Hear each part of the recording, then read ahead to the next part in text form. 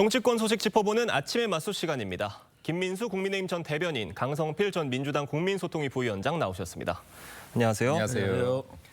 네, 앞서 전해드린 대로요. 명태균 씨의 공천 개입 의혹을 수사 중인 검찰이 어제 국민의힘 당사를 압수수색했습니다. 관련해서 한동훈 대표가 입장을 밝혔는데요. 들어보겠습니다.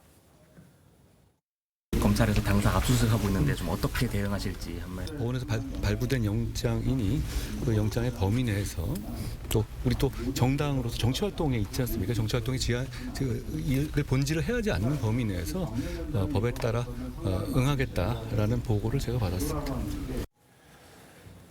물론 검찰이 주요 정당의 당사를 압수수색하는 게 뭐 없었던 일도 아니고 종종 있는 일인데 주로 야당의 당사였고요. 네. 이렇게 집권 여당의 당사를 압수수색하는 거 굉장히 이례적입니다. 어떻게 보셨습니까?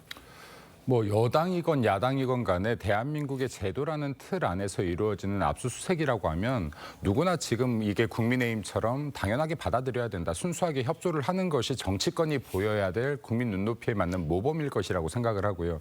그리고 이를 바탕으로 해서 앞으로도 여든 야든 할 거 없이 이게 검찰이 뭔가 수사를 한다라고 하면 이게 마치 검찰 탄압이다, 잘못된 수사다라고 주장을 하면서 국민 눈높이에 맞지 않는 행동을 할 것이 아니라 적극적으로 수사에 임하는 자세가 필요할 것이라고 생각합니다. 그리고 이게 방금 말씀하셨는데 이게 정당의 이런 정당의 사옥들을 이렇게 압수수색한 적이 없는 것도 아니거든요.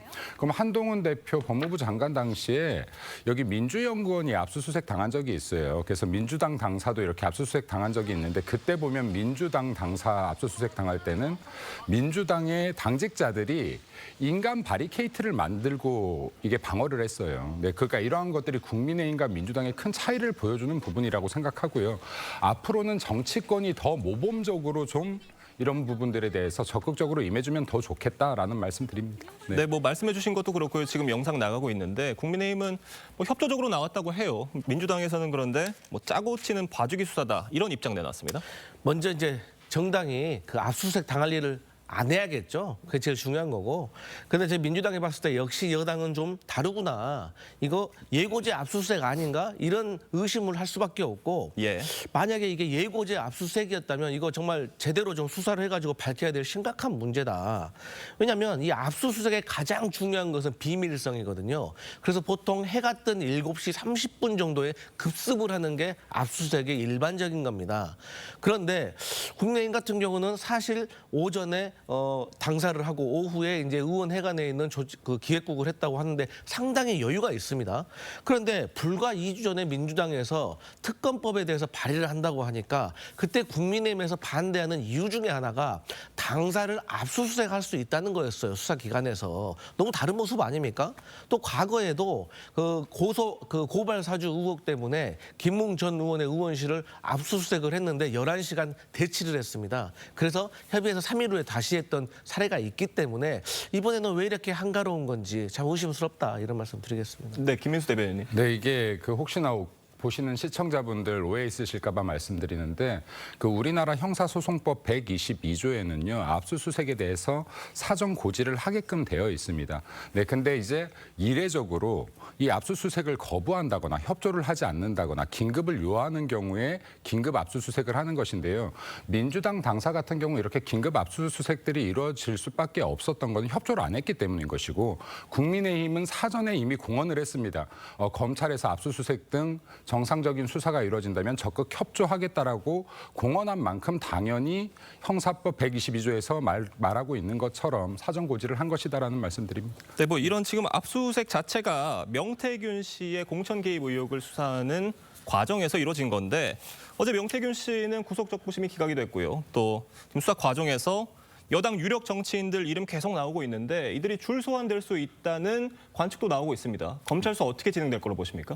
검찰에서 지금 명태균 씨를 수사하는 과정에 있어서 만약에 수사가 추가적으로 필요한 정치인들이 있다라고 하면은 제 개인적으로는 다 수사해야 된다라고 봅니다. 그러니까 다 수사를 해야 되는 것이고 공천이라고 하는 것은 사천이 아니고 국민들 앞에서 이게 공익적인 성격이 있기 때문에 공천이라는 용어 쓰는 거 아니겠습니까? 그런데 이거에 대해서 만약에 의혹이 있다라고 하면 수사는 의혹 없이 다 수사를 해야 된다라고 보고요. 그리고 명태균 씨 같은 경우에 일방적인 주장인데 실제로 이와 연계된 정치인들 거의 없지 않을까 생각됩니다. 그렇기 때문에 지금 거론되고 있는 정치인들 역시도 수사에 임해서 당당하게 이러한 지금 오해들을 풀어나갈 수 있는 기회가 되지 않을까 생각됩니다. 네, 지금 이 말씀해 주신 그런 거론되는 여러 정치인들이 있는데 민주당에서는요, 이들에 대해서 네. 순차적으로 고발을 할 예정이라고 해요. 그런데 이게 그러니까 각각의 혐의들을 적용을 해서 순차적으로 이제 쪼개기 고발을 하는 게 아니냐 이런 비판도 있습니다.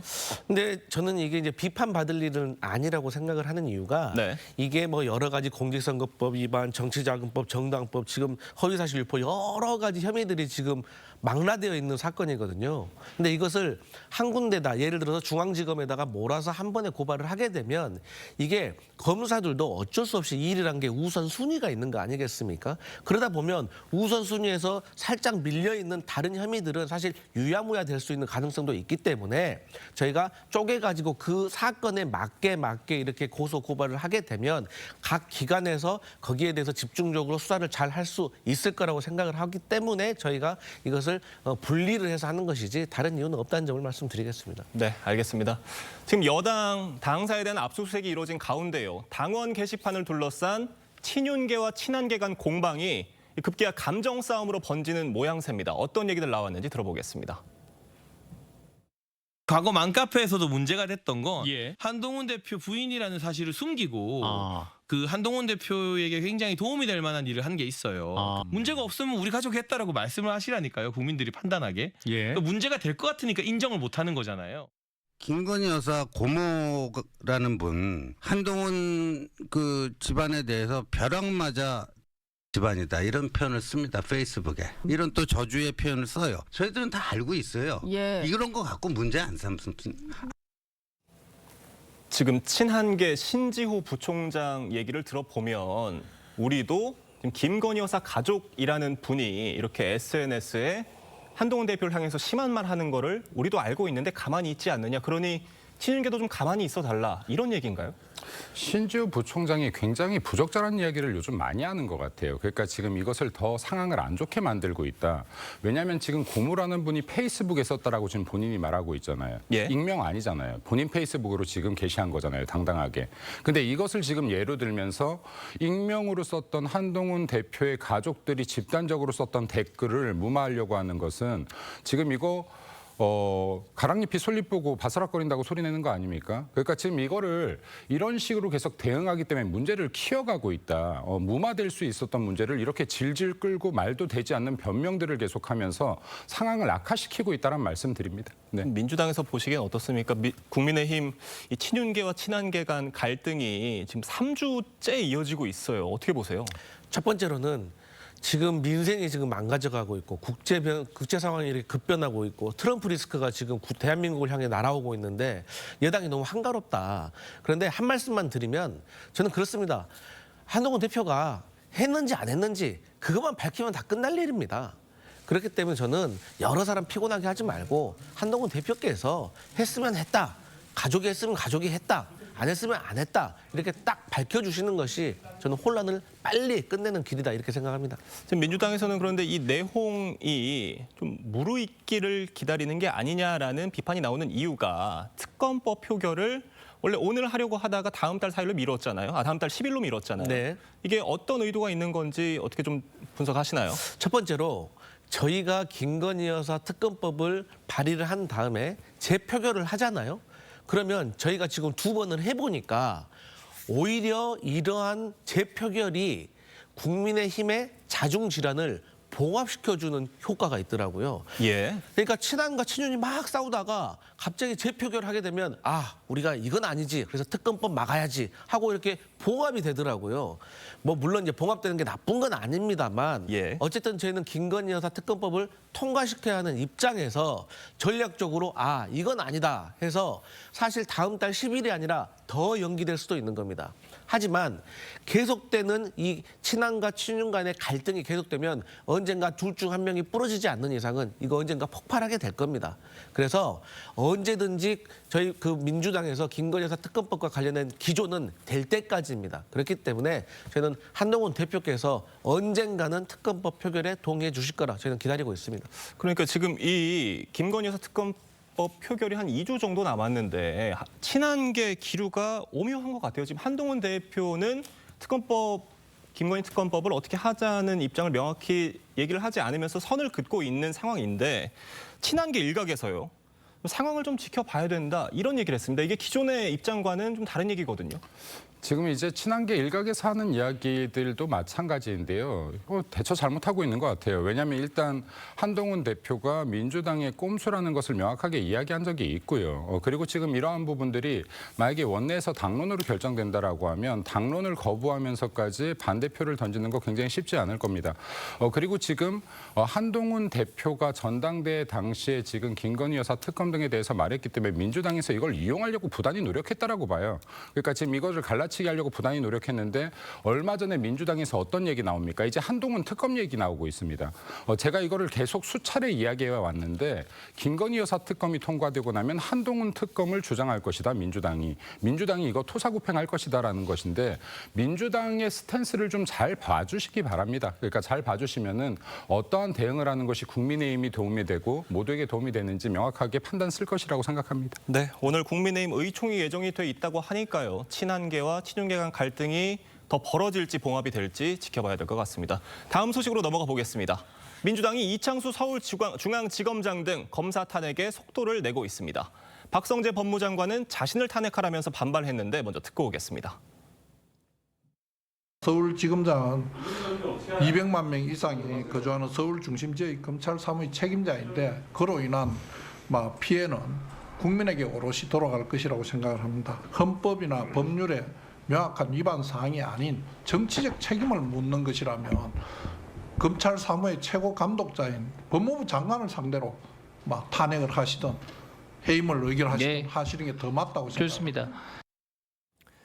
민주당이 이재명 대표를 수사했던 강백신 검사 또 어미준 검사 이 두 사람에 대해서 탄핵 청문회를 다음 달 11일에 개최하기로 했어요. 어떻게 보십니까? 민주당이 맨날 검찰의 독재, 검찰 탄압이라고 하는데요. 정확하게 민주당에 의한 검찰 탄압이다. 라고 표현하는 게 맞을 것 같습니다. 그러니까 지금 검찰의 조사에 대해서 민주당에 불리한 것, 이재명 대표에게 불리한 것은 무조건 잘못된 수사다, 그리고 검찰의 탄압이다라는 주장을 넘어서 이렇게 지금 검찰 등을 탄핵하는 것을 마치 장난처럼 본인들의 이해관계만 따져서 한다라고 하면 이게 어떤 국민들께서 인정하시겠습니까? 그리고 정치인들이라면요, 잘못된 수사가 있거나 잘못된 제도가 있을 때 국민을 위해서 소리 내는 거 100번, 1000번 가능한 일이에요. 근데 자기 자신들을 위해서만 이렇게 소리를 낸다라고 하면 그러기 위해서 권력 준 거 아니지 않겠습니까? 권력을 제대로 된 데 써라. 지금 민주당의 행태야말로 국회의원의 특권을 남용하고 있다라는 말씀드립니다. 네, 그 두 검사뿐만이 아니라 이창수 중앙지검장에 대한 탄핵 소추안도 처리를 한다고 하는데 이것에 대해서 서울중앙지검 부장 검사들도 전체 성명서를 냈습니다. 이게 검찰 내부망에 올린 글인데 지금 집단적인 검찰 반발 모양새로 가고 있는 것 같아요. 이제 검사들로서는 본인들의 수장에 가까운 분들을 이렇게 탄핵을 한다고 하니까 사실 화가 날 수도 있겠죠. 사실 저희도 이제 대한민국의 모든 검사들이 정치 검사는 아니고 거의 대부분의 검사들이 충실하게 일을 하고 있는데 여기에 대해서는 사실 미안한 마음은 있습니다.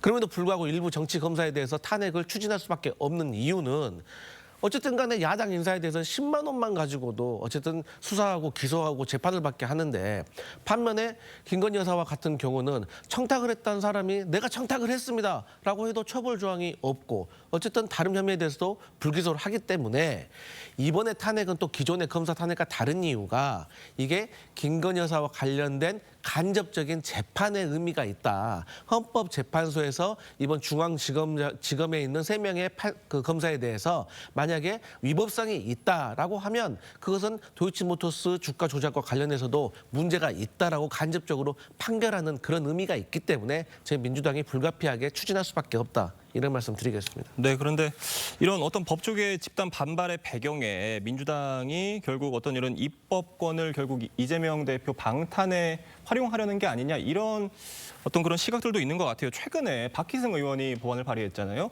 그 선거법 개정안인데 허위사실 공표죄를 삭제하거나 또 당선 무효형 기준을 한 100만 원에서 1000만 원까지 높이는 이런 법안을 발의를 했어요. 그런데 이게 일단 소급 적용은 어렵다고 하는데 2심에 가게 되면은 이게 재판을 하게 될 경우에 감경 사유가 될 수 있다고 합니다. 어떻게 보십니까?